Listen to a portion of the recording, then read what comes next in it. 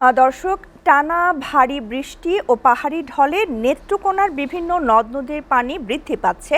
ফলে নিচু এলাকার অনেক জায়গা পানিতে তলিয়ে যাচ্ছে। তবে এখনো বন্যার তেমন কোনো আশঙ্কা করা হচ্ছে না। আর এই বিষয়ে বিস্তারিত জানাতে নেত্রকোনা থেকে আমাদের সাথে যুক্ত হচ্ছেন সহকর্মী দেবল চন্দ্র দাস। আমরা চলে যাচ্ছি তার কাছে। দেবল, টানা বৃষ্টি ও পাহাড়ি ঢলে নেত্রকোনার বিভিন্ন নদ নদীর পানি তো বৃদ্ধি পাচ্ছে বলে আমরা জানতে পেরেছি। তা এই পানি বৃদ্ধি ঠিক কতটুকু পরিমাণ বৃদ্ধি পেয়েছে বলে আপনি খবর পেয়েছেন, এবং বন্যার আশঙ্কা কতটুকু হতে পারে বলে আপনার ধারণা হয়েছে? যেমনটি বলেছেন, আপনি জানেন যে নেত্রকোনা জেলা একটি হাওর জেলা।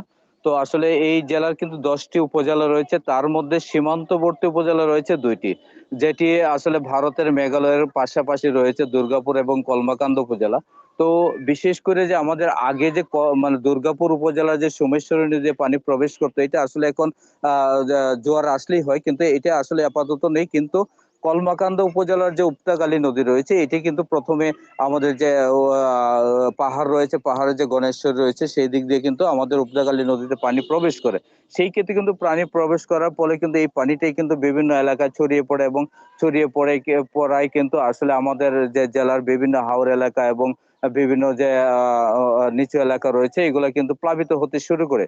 তো আমি প্রথমেই আপনাকে জানিয়ে রাখি যে নেত্রকোনার যে টানা বৃষ্টি এবং যে পাহাড়ি ঢলে যে পানি, নদ নদীর পানি, সেটির যে পরিমাণটা, সেটা হচ্ছে উপদাকালী নদীর পানি আজকে এখন পর্যন্ত আমরা জানতে পেরেছি ডেঞ্জার লেভেলে রয়েছে আর কি। এটি কিন্তু এখন পর্যন্ত বিপদসীমা অতিক্রম করে নাই। এছাড়াও যে আমাদের ধনু, কংস নদী রয়েছে এবং মগরা নদী রয়েছে, সেটি কিন্তু এখনো বিপদসীমার নিচ দিয়ে প্রবাহিত হচ্ছে। তো এছাড়াও যেটা আমরা পানি উন্নয়ন বোর্ড সূত্রে জানতে পেরেছি যে এখন পর্যন্ত তারা কিন্তু বিভিন্ন এলাকার যে পানির যে পরিমাণটা তারা নির্ধারণ করছে, এবং সেই ক্ষেত্রে কিন্তু বন্যার যে একটা আসলে এখন পর্যন্ত তারা কিন্তু আশঙ্কা করছে না। আমরা আবহাওয়া অধিদপ্তরের সাথে কথা বলেছি, তারা যেমনটি বলেছেন যে দেশের যে বিভিন্ন এলাকায় যে বৃষ্টিপাত হচ্ছে, সেই তুলনায় কিন্তু আমাদের নেত্রকোনা জেলাও কিন্তু সেটার প্রভাব পড়েছে এবং আরো কয়েকদিন থাকতেই পারে।